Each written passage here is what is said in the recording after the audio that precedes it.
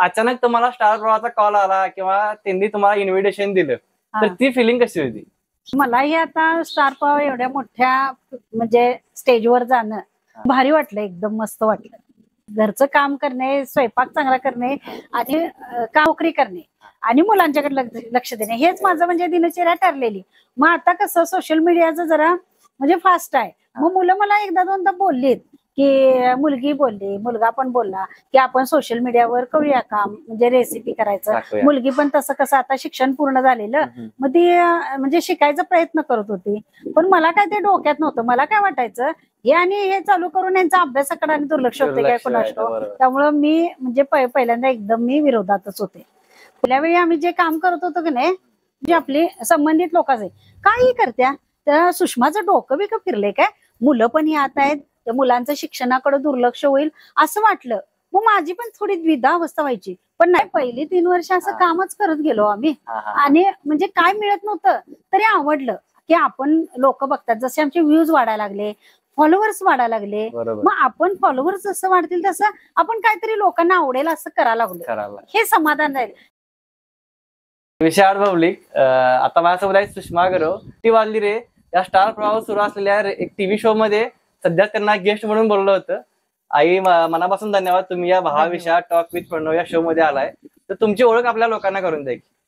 नमस्कार, मी सुषमा गुरव. मी एक कोऑपरेटिव्ह संस्थेत काम करते. माझ्या टेस्टी चव इंस्टा, फेसबुक, परत युट्यूबवर तुम्ही मला पाहतच आहात. तर आता मला सांगा, टीव्ही तर तुम्ही रोज बघताय किंवा आता कामातून तुमच्या कसं तुम्हाला मॅरेज येते हे मला माहित नाही, पण अचानक तुम्हाला स्टार प्रवाहाचा कॉल आला किंवा त्यांनी तुम्हाला इन्व्हिटेशन दिलं तर ती फिलिंग कशी होती? माझी तर वेगळीच होती. म्हणजे मलाही आता स्टार प्रवाह एवढ्या मोठ्या म्हणजे स्टेजवर जाणं म्हणजे जरा वेगळंच वाटलं आणि भारी वाटलं, एकदम मस्त वाटलं. म्हणजे कसं आहे, रोज तुम्ही इथं बसून तुमच्या सेटअप मध्ये काम करताय, तुम्ही रील पोस्ट करताय आणि अचानक आता आपल्याला टीव्ही वरती जाणं ही एक तुमची एक गोल्डन मुवमेंट कशी म्हणतात अशीच होती. तुम्ही सुरुवातीला कोणी कुणाला सांगितलं की तुम्हाला इन्व्हिटेशन दिले किंवा? मुलग्याला सांगितलं. मुलग्याला फोन आला, कारण तो सगळं फोन वगैरे तोच हँडल करतोय. आणि मग मला त्यानं जेव्हा सांगितलं की मम्मी स्टार प्रवाहावर जायचंय, काय सांगतोयस म्हटलं. आणि त्यातले कलाकार मी त्यांचे पिक्चर बघत आलेलो आहे, मृण्मयी, अमय वगैरे त्यांचे पिक्चर मी बघत आलेलो. त्यांच्या इथं जायचं आपण. मला खूप वेगळं वाटलं असं आणि म्हणजे भारी वाटलं.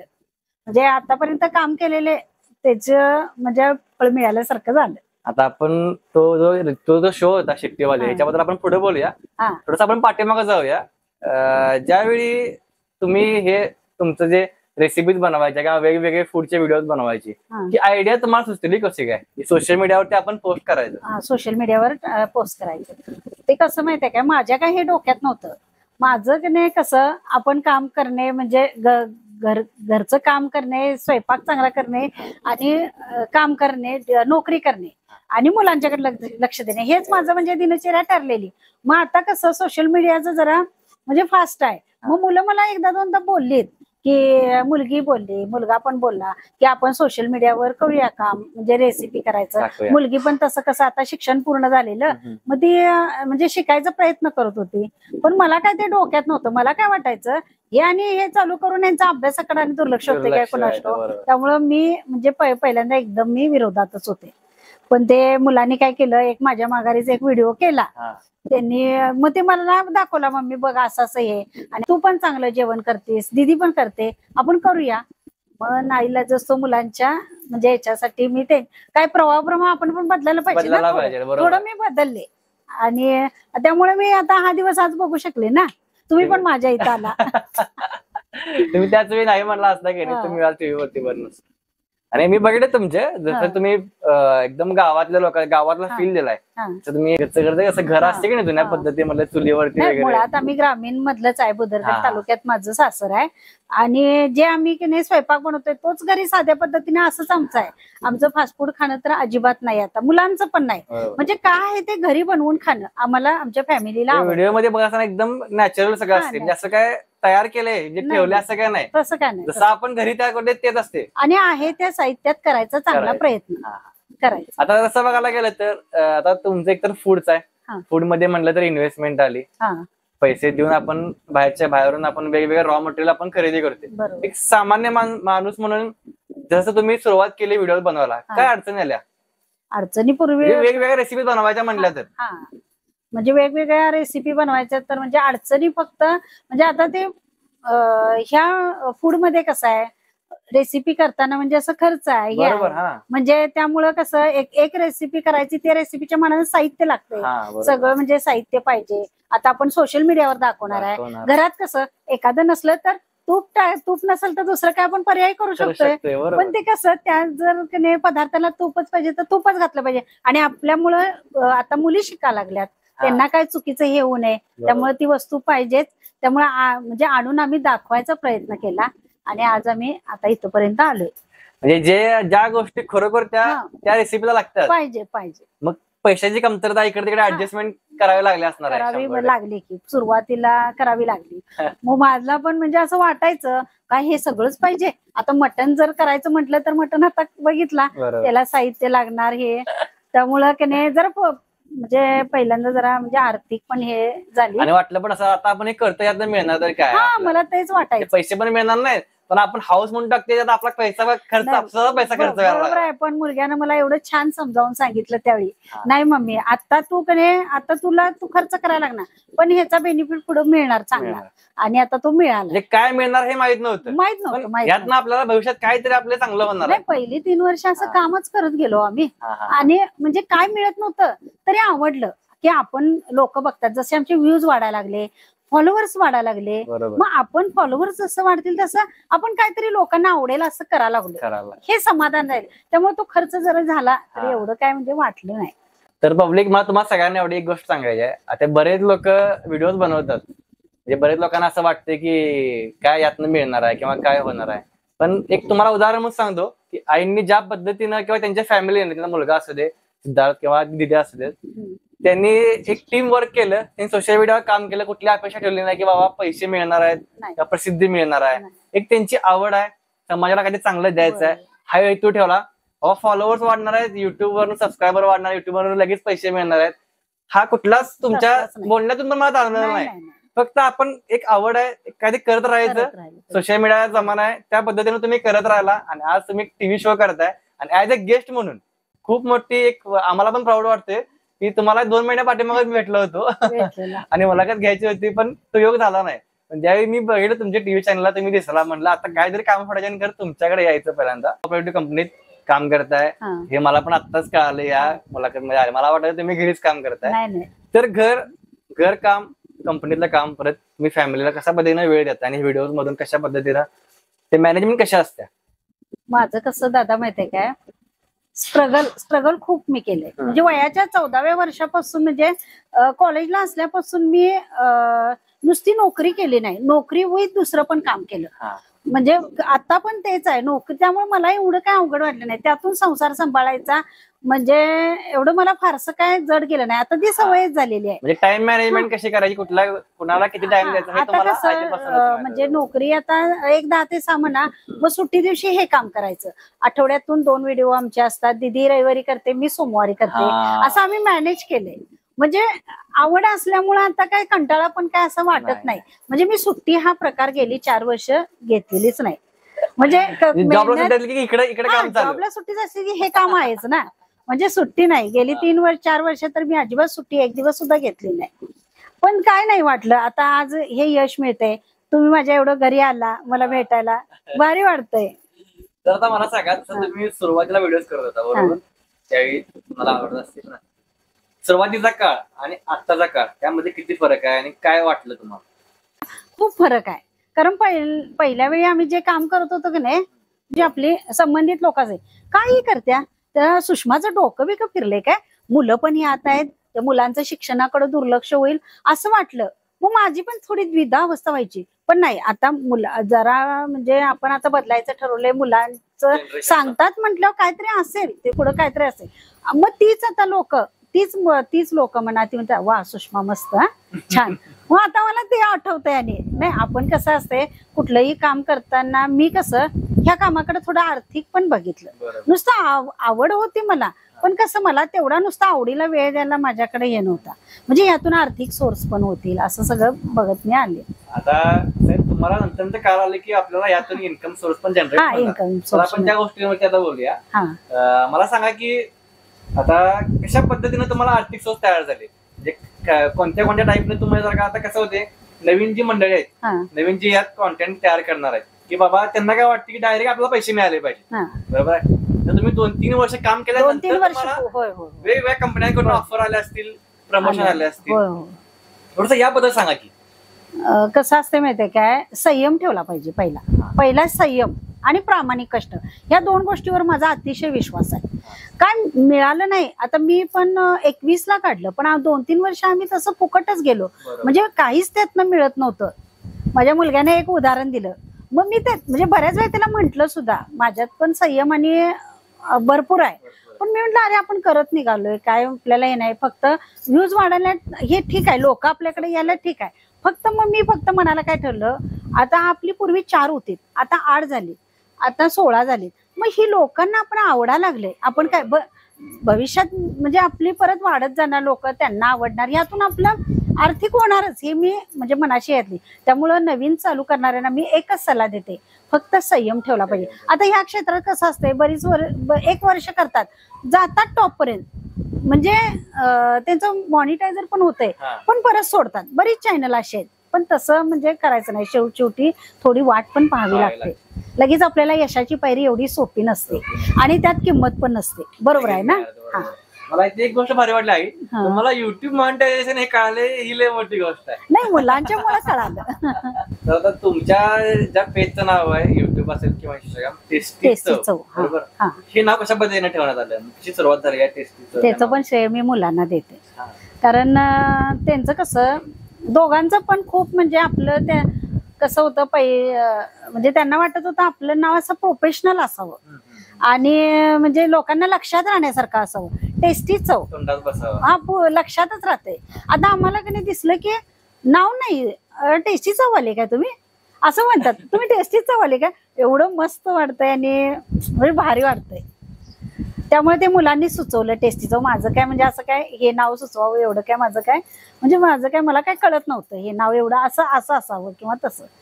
माझी आई पण माझ्या आधीपासून तुमचे व्हिडिओ बघत होते. ज्यावेळी आपण जयम ब्लॉगच्या इथं भेट झाली, सांगितले की अरे असं असं कोल्हापूरचे, मला म्हणले काय सांगा कोल्हापूरचे ते सेट बघून असं वाटतं की तुम्ही बाहेर लँग्वेज जर आपण व्यवस्थित लक्षात घेतली तर आपण कोल्हापूरचं आहे असं वाटतं. बरोबर. पण आई पण तुम्हाला टेस्टीचं या नावाने ओळखतात सगळे. तुमचं नाव सुषमा गुरुवा नाव आहे, हे नाव मला ते आपण मुलाखतीच्या भेट झाल्यानंतर मला पण कळलं ती पण टेस्टी चव. आणि मी यांची तुम्ही प्रोफाईल बघा, टेस्टी चवची तुम्हाला मी लिंक देतो याला. यांची प्रोफाईल एवढी भारी आहे, एवढी सुंदर, एकदम देखणी केली आहे की नाही, व्हिडिओज असतील किंवा वेगवेगळ्या पोस्ट असतील, एकदम भारी केला. म्हणजे तुम्ही नवीन काय चालू करणार असेल कॉन्टेंट, तर यांच्या पोस्ट तुम्हाला चांगला गायडन्स होईल. ते सगळं श्रेय माझ्या मुलग्याला, सगळं तो शूट करतोय, म्हणजे एडिटिंग सगळं तो करत असतोय, नवनवीन हे करायचं. आमच्या टिप्स पण असतात मध्ये मध्ये, मग टिप्स म्हणजे त्याला द्यायच्या. ज्यावेळी व्हिडिओ आपला नसतो त्यावेळी टिप्स पण लोकांना फार आवडतात. आता नवीन मुली शिकाऊ वगैरे असतात, त्यांना ते म्हणजे त्या फॉलो करतात. एक तर मला असे फोन यायचे की आज टिप्स नाही पडली, आम्ही लिहून वही घातल्या, आम्ही लिहून काढतोय. मला म्हणजे आवडतंय आपलं काहीतरी, म्हणजे लोक वाट बघतात आपल्याकडून काहीतरी त्यांना पाहिजे आहे. आणि मी याच्यापेक्षा चांगलं करायचं मी दादा नक्की प्रयत्न करणार. आता कसं होतंय, ज्यांना नवीन व्हिडिओ बनवायचे त्यांना काय वाटतं की आपल्याला चांगला कॅमेरा असला पाहिजे किंवा चांगला स्मार्टफोन आयफोन असला पाहिजे. जी तुमची सुरुवात झाली त्यावेळी तुमच्याकडे काय साहित्य होतं? नाही, साधा विवोवर, आमचं पूर्वीचे व्हिडिओ विवोवर आहेत आमचे, साधा आपलं कॉलिंगला जो वापरतोय त्या फोनवर आहेत. म्हणजे असं काय अगदी कॅमेरा पाहिजे स्टार्टला असं काय नाही, अजून सुद्धा आमच्याकडे कॅमेरा नाहीये. ज्या गोष्टी तुमच्याकडे घरी अवेलेबल आहेत तुम्ही चांगले व्हिडिओ बनवले, असं काय नाही की मोठा लॅपटॉपच आहे यावर तुम्ही काम करायला आहे किंवा तुम्हाला काय. त्यामुळे बऱ्याच लोकांना असं काय वाटतंय या क्षेत्रात हे पाहिजे तर आपल्याकडे एवढं सगळं पाहिजे, पण पूर्वी आमच्याकडे काहीच नव्हतं. म्हणजे साध्या आपण कॉलिंगच्या विवोवर आम्ही हे करत होतो. तुम्हाला मी सांगितलं यांच्या पेजवरती जावा आणि सुरुवात पोस्ट बघू ना, शेवटला जावा की त्यांचा स्ट्रगल काय आहे तुम्हाला सगळ्यात शेवटून बघायला पाहिजे. आणि की मी मुलाखती आधी त्या गोष्टी बघितल्या होत्या 2021 पासून, तुम्ही शेतावरती गेलेला, ते चिकन हे केलं गावाकडचं होतं. चिकन तंदूर. मला मी काही फोटो दाखवतो, स्क्रीनवरती पण फोटो दिसतील हा ते. हा तुम्ही आणि दीदीने चिकन हा तयार चिकन केलं. तंदूर केलेलं. होय, हे कुठे कुठे केलं होतं एवढं सगळं साहित्य? हे गावाकडे आमच्या गाव म्हणजे माझं गाव बुदरगड तालुक्यात आहे. हा. तिथं गावीच केलेलं, शेतात केलेलं. म्हणजे ही कसं चिकन तंदूर जरा शेतात पण करायला जागा पण आणि जरा मस्त वाटतंय मस्त नाही. वाटते जरा रानात हा, गेलं. आणि आम्ही गावी गेलो की शेताकडे वगैरे जातोय आम्ही, तसं काही हे नाही. तसा हा सेटअप आता बघितला, हा. म्हणजे जुन्या व्हिडिओ बघितलं इथंच तुम्ही हा, केलं सगळं. इथंच आम्ही करतो. हा सेटअप कधी तुम्ही डेव्हलप केला? आम्ही जरा म्हणजे पहिले मला वाटतंय थोडे व्हिडिओ आम्ही असंच होतं, त्यावेळी काय असं वरती छत पण नव्हतं. अक्षरशः ऊन लागलं की आम्ही अक्षी बेडशीट असं धरत होतो. म्हणजे एवढं आम्ही ह्याच्यात घाले, ऊन यायचं पण रेसिपी तर वाली पाहिजे. वरती एकानं असं काठी धरून बेडशीट धरायचं आणि असं आम्ही करत की नाही हे केले. आणि मग नंतर म्हटलं थोडं आम्ही पण बघितलं, म्हणजे बऱ्याच जणांचं, म्हणजे त्यातून आम्ही शिकत गेलो आणि आम्ही हे असं केलं. छोट्या छोट्या गोष्टीतनं होय केलं. मला सांगा, आता गॅसवरती जेवण करणं हा, आणि चुलीवर जेवण करणं खूप यात किती फरक आहे? खूप फरक आहे, खूप फरक आहे. स्ट्रगल काय लागते सांगा की जरा. कसं असतंय, एक तर आपल्याला तो पदार्थ चांगला करायचा असतोय, दूर डोळ्यात जातोय. म्हणजे चूल कसं सारखं फुंकाय लागतंय, परत चुलीमुळे घाम येतोय, म्हणजे इकडं आणि म्हणजे हे लक्ष द्यायला लागतंय. त्यामुळं की नाही चुली गॅस कसं काय हो, लायटर लावलं पेटवलं झालं, तुमचा चेहरा फ्रेश. पण तसं काय नाही, म्हणजे खूप अवघड आहे चुलीवर जेवण करणं, खूप अवघड आहे. किती वेळ लागते एखाद्या समजा चिकन किंवा मटन? नाही, वेळ लागत नाही चुलीवर जेवण. म्हणजे चुलीचं कसं जाळ गॅसपेक्षा हे असतोय, जास्त असतोय, त्यामुळे वेळ लागायचा प्रश्न नाही. फक्त ती चूल चांगली पेटली पाहिजे. हा, त्यामुळे दूर वगैरे होता कामा नाही. पण चुलीवर करणं हे स्ट्रगल आहे गॅसपेक्षा. तर आता आपण काय करूया, आता जो स्टार प्रवाहाचा जो कार्यक्रम म्हणजे तुम्ही गेस्ट गेला होता, मला सांगा की जसं तुमची पहिलीच वेळ होती की पहिलीच वेळ. चॅनलला काम करायचं, बरोबर आहे. तिथं मोठे मोठे ऍक्टर होते, पॅडदा असतील, दिप्यादा हा. किंवा आपले आमिर वाघ, अनमोल, या सगळे मोठे लोक असतील. तर तिथे गेल्यावरती तुम्ही कसा मॅच झाला? मी पहिली 10 मिनिटं तिथं टेन्शन मध्येच होते. म्हणजे आता मला कसं झालं, टेन्शन म्हणजे मला काय शोचं किंवा मी बोलायला पाहिजे असं नव्हतं, पण हे अमय मृण्मय ती कशी रिॲक्ट करतील आपल्याला, म्हणजे वाटलं ना. आम्ही त्यांचे पिक्चर वगैरे बघतोय. डीपी दादा काय आमच्या भागचा, डीपी दादाचा काय मला प्रश्न, डीपी दादाच्या ओळखीमुळे मी 50% तिथं म्हणजे छान गेलेले सोडा. मग कसं मला जास्त जरा टेन्शन आलं. पण एवढं त्यांचं टीमवर्क तिथे एक 10 मिनिटात टीमवर्क एवढं चांगलं आहे की मी बरेच 6 महिने यांच्याबरोबर वर्षभर काम करते काय असं वाटलं. एवढं म्हणजे मला त्यांच्यावर 3 ते 4 तास होते मी. पण मला असं वेगळं काय वाटलं नाही. अमयना मी सर म्हटलं, अमय म्हटलं सर कुठं नाही, सर बीर वगैरे म्हणायचं नाही, अमय बोलायचं. मला अगदी गेल्या गेल्या त्यांनी मला मावशी किंवा ताई म्हटलं, काही बोला, तुम्हाला जे वाटतंय ते बोला.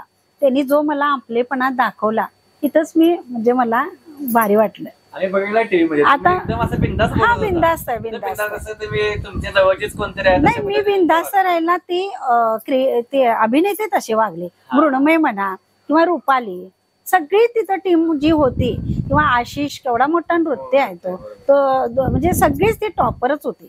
पण त्यांनी मला असं काय म्हणजे हे केलं नाही. उलट त्या म्हटलं तुम्ही गेस्ट आहे, तुम्ही म्हणजे फ्री असणं आमच्यासाठी खूप हे आहे. आणि मला म्हणजे नाही, आणि जयंती मॅमनी पण खूप मला हे केलं. त्या केवढ्या मोठ्या आहेत, म्हणजे मला मस्त कम्फर्टेबल बनवलं. हा, कम्फर्टेबल त्यांनी मला बनवलं. मी काय फर्स्ट टाइम केलेले, मला काय असं सवय नव्हती. इगो असते. पण मला मी आता सतत मी म्हणजे तिकडून कार्यक्रमासनं आले त्याला प्रत्येकाला सांगते असं काय नाही, हे अभिनेते पण छान असतात, त्यांचा स्वभाव पण चांगले असतात. मी प्रत्येकाला सांगितलं, म्हणजे मला ते वेगळंच वाटलं हो. म्हणजे मी कधी असं भेटलेलं नव्हतं ना कोणाला, त्यामुळे मला ते वेगळं वाटलं. ते फील्ड तुमचे वेगळं होतं. होय होय, अमयचा पण 1 नंबर स्वभाव. आणि मेन म्हणजे तिथं हे म्हणजे असं सगळं बनवतात ते मला छान वाटलं. म्हणजे बनवतात तिथं ऍक्च्युली. नाही, कसं आहे माहितीये काय, माझं आता तुम्ही शो बघितला असेल तर मी तिथं जे बोलले तेच मी तुम्हाला सांगितलं. कसं आहे माहितीये काय, मला पूर्वी आपल्याला आता शो वगैरे बघताना आपल्याला वाटतंय ना, हे काय करतात, तयार केला आधी कुठलं तयार केलं असेल, किंवा मला असं काय वाटलं जाताना काहीतरी यांचं बिघडणार, पुरणपोळी बिघडणार. मला ते म्हणणार जरा करा म्हणजे करा, पण मला टेन्शन काय आलं, पुरणपोळीला कणिक आणि पुरण चांगलं लागतंय. मग त्यांची कणिक पुरण चांगली झाली तर माझी पण पोळी चांगली येणार. मग हे मी तिथं बघितलं, मला आत्ता बोलवतील मग बोलवतील, पण काहीच नाही. ती सगळी रिअल करतात मात्र तिथं. मी ह्या शोचं मी स्वतः गेले आणि बघितलं, म्हणजे कष्ट आहेत त्यांचे पण. आणि मी ह्या क्षेत्रात मी उतरल्यामुळं की मी आता करतोय, एवढे मोठे आपले मराठी असू देत अभिनेते किंवा हिंदी असू देत, ती एवढी मोठी झालीत, त्यांचं कष्टाचं फळ आहे मात्र. कारण मला इथे एक डायलॉग बोलायला मला मुलगा 4 वेळा सांगतोय, मम्मी असं नाही, मम्मी असं नाही, मम्मी तू हसली नाहीस, म्हणजे मग तिथं ते डायरेक्टर किती बोलत असते.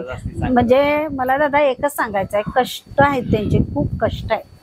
अभिनेता मोठं होणं पण हे कष्ट आहे. एक तसं आपण एपिसोड बघत असते, सगळ्या गोष्टी सुरू असतात. त्यामुळे शिटी डायरेक्ट फायनलला तयार झाल्यानंतरच बोलवलं. आणि त्यांनी पण सुंदर केलं. जेंट्स लोकांनी सुद्धा पुरणपोळी, कटाची आमटी अवघड आहे, खाणं माहित आहे. आणि ह्यांच्या व्यापातलं काय, ही काय घरात असं जेवण वगैरे करत नसतील, वेळच नसेल ना त्यांचं. एवढी मोठी आहे, त्यांना वेळ नाही ना बघायला. किंवा आई काय करते, म्हणजे आई कशी करते, त्यांना वेळ नसतोय बघा, तरी पण ते एवढं करतात, म्हणजे छानच आहे त्यांचं.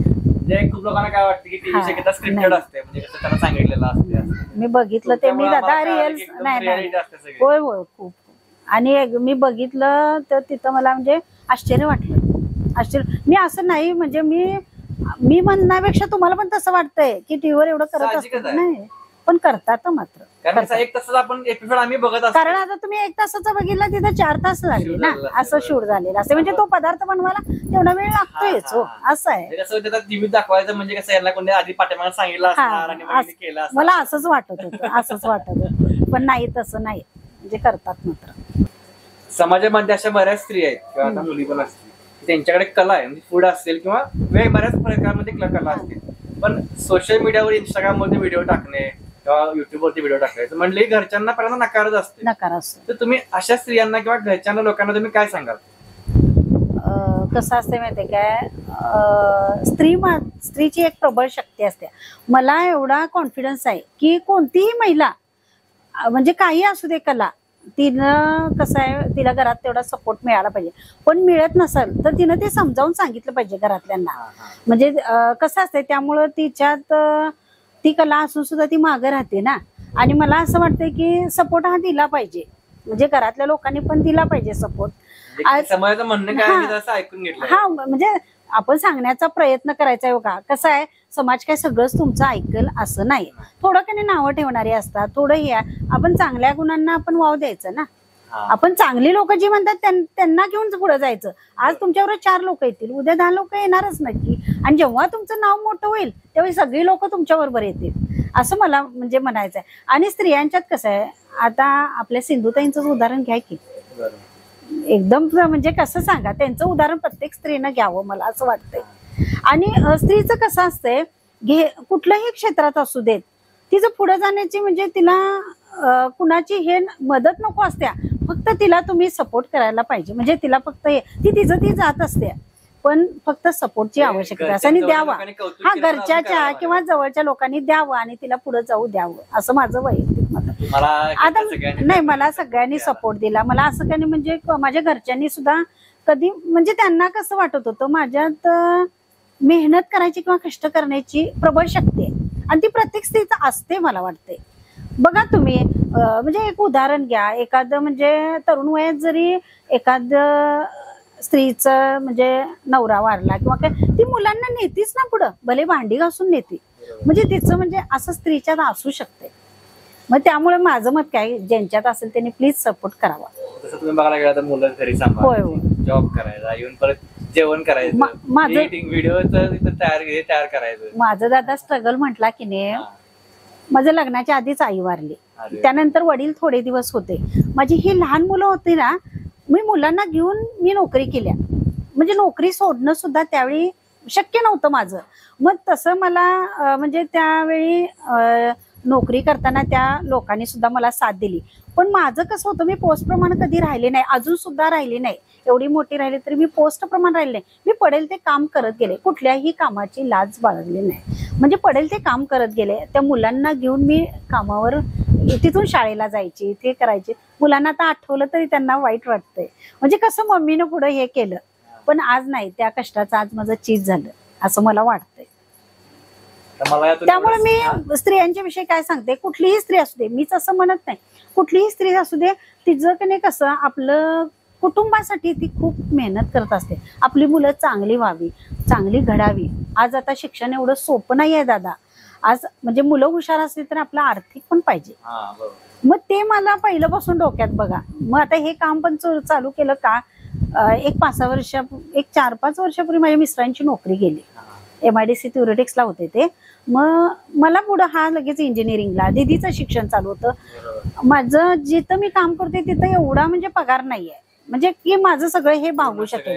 मग त्यामुळे मी ह्या मुलांना पण होकार दिला. ठीक आहे, आर्थिक म्हणजे सोर्स थोडे आहेत तर आपण करूया, आणि त्या ह्याच्यावरच मी पुढं आतापर्यंत केले होतं.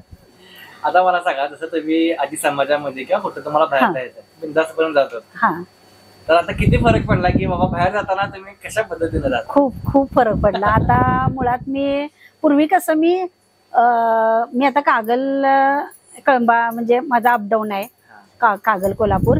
पूर्वी मी KMT ने येत होते, आता मी येऊ शकत नाही KMT न.